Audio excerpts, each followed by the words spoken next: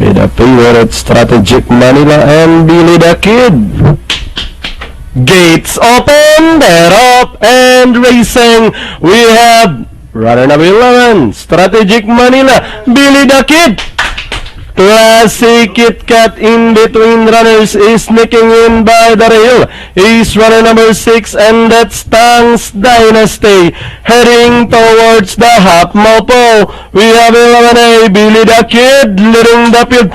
Classic Kit Kat is running by the road. Tang's Dynasty down on the inside. Dragon Day moving up is Strategic Manila as they round the 600. Now they are all after Classic Kit Kat by about a length and a half.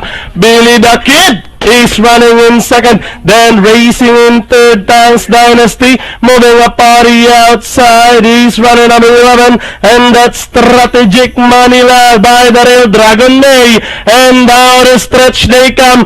Classic Kit Kat by about 3 lengths now is Strategic Manila moving up by the rail. He's running number 7 and that's Brazilian Babe.